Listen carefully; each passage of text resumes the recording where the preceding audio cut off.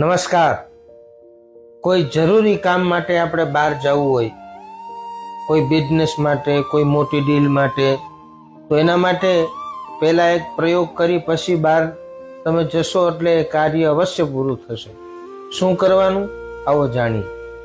2 લવિંગ લેવાના, એક પાત્રમાં નાખી દેવાના, પછી ઉપરથી કપૂરનો ચૂરો નાખી દેવાનો અને એને બાળી નાખવાનું અને એનું ચંદન તમારા કપાળ ઉપર કરવાનું।